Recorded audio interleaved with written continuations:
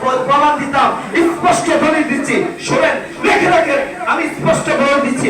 আল্লাহ বলছেন ইহদিনাস সিরাতাল মুস্তাকিম, আপনি আমাদের মুস্তাকিমের পথে চালান। মুস্তাকিম তার উদ্দেশ্য কি? সাহাবীরা যেটা করছে তাফসীরে জানাতে স্পষ্ট আছে।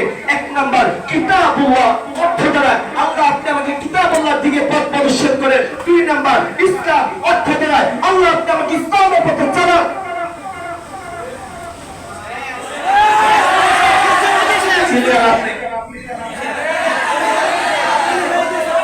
তিন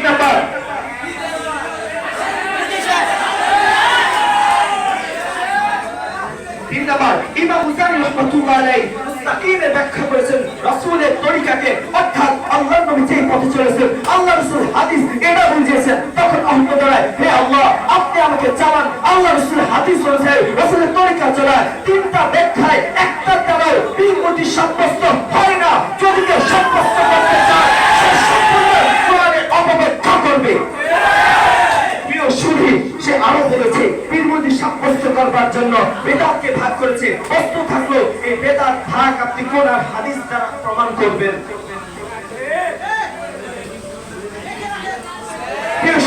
তারা আমাদের বড় আকাবিদা দলিল দিয়েছে।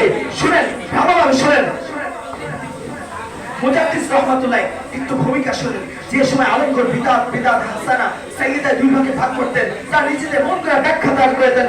মুজাদ্দিদ রাহমাতুল্লাহ আলাইহি স্পষ্টভাবে ঘোষণা করেছেন বিদআত হাসানা বলতে কিছু নাই। যদি প্রমাণ করে এটা সুস্পষ্ট অপব্যাখ্যা ছাড়া কিছুই না। আপনারা অপচেষ্টা চালিয়েছেন বেদাত সাব্যস্ত করার কারণে স্পষ্ট তাফসীরে জানিয়ে আসছে সাহাবায়ে কেরাম কওল আছে ওই যাক্কিহিম দ্বারা বিরমতি নয়, নিজে নিজে নফসে পরিশুদ্ধ করবে। প্রশ্ন করবে নিজের নফসকে কিভাবে পরিশুদ্ধ করবে? আমি প্রশ্ন করতে চাই, আমার নফস কি বিশ্বাস পরিশুদ্ধ করবে নাকি? আল্লাহ নবী কোন সাহাবীর নফস পরিশুদ্ধ করেন নাই। রাসূল কোরআন হাদিস অনুযায়ী দেখিয়ে দিয়েছেন এটা করো, নামাজ পড়ো, জিকির করো, সালাত পড়ো, নফস পরিশুদ্ধ হয়ে যাবে। এটা তালিম তৈব শিক্ষক আর ছাত্র সম্পর্ক, পীর মুরিদ সম্পর্ক না।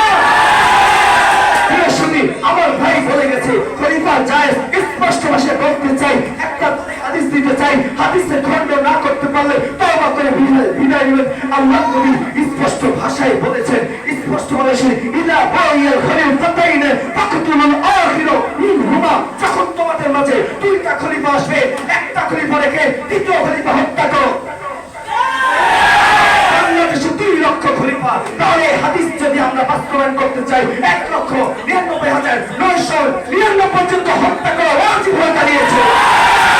এই হাদিসের ব্যাখ্যা আপনারা কি দিবেন? এবং আমাদের কাফের দলিল দিয়েছে। কাফের কিভাবে দলিল দিবেন? কাফের দলিল হওয়ার জন্য কোরআন হাদিসের সাথে সাংঘর্ষিক হতে হবে। আপনারা পীর মুরিদ সাব্যস্ত করতে পারেন না, চাপার জোরে আমাদের কাফের বানিয়ে দিলেন। হাদিসে আসছে যদি কাউকে কাফের বলেন আর প্রকৃতপক্ষে তার কাফের না হয়, আপনারাই কাফের মানুষের। আমার কাছে মনে হয় যা শুনেছেন এদের মধ্যে ক্ষেত্র আপনাদের উচিত। আমার মনে হয় ভাই আর অপমানিত হয় না। কোরআন হাদিস দ্বারা কোথাও পীর মুরিদ সাব্যস্ত হয় না, কোথাও হয় না, উলিল আমর হয় না, ওদের তাযাক্কার হয় না।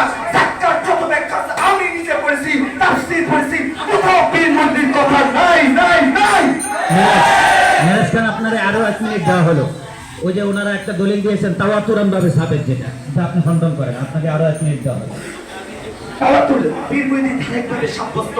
ইতিহাস খোলেন, দেখেন ইতিহাসের ইসলামের প্রাথমিক যুগ থেকে 600 বছর পর্যন্ত সাহাবায়ে কেরাম, তাবিঈন, তাবিঈন, পীর মুরিদি, পীরতন্ত্রের কোনো অস্তিত্ব ছিল না। তাতার যুদ্ধ হয় যখন, তখন এই তাতার যুদ্ধের হলে যখন মুসলমানদের ঐক্যের ফাটল ভেঙে যায়, তখন এক একজন এক এক জায়গায় পুঁজির এই খানকার ব্যবসা শুরু করে সেই ব্যবসার মূল কোনাই আপনারা ধরে আছেন। আল্লাহ জ্ঞান দিচ্ছে, বিবেক দিচ্ছে, বুদ্ধি দিচ্ছে, মাঠে নামেন, কাজ করে খান, কিন্তু গরিবের হক মুরুখ থেকে অর্থ এনে নিজের মা বাবা ভাই বোনদের খাবিয়েন না। সুতরাং আমি মনে করি আমার জবাব পেয়ে গেছেন। তাওয়াতুল না, যদি তাওয়াতুল হয় আপনি প্রমাণ দিয়েছেন আবু বকর খানকা করেছে, তিনি বিশ্বাস ছিলেন, তার মুরিদ কে ছিল আপনি প্রমাণ করে যাবেন। অর্থাৎ আলী রাদিয়াল্লাহু আনহু বিশ্বাস ছিল, তার মুরিদ কে ছিল, তিনি কাকে খলিফা বানাইছে?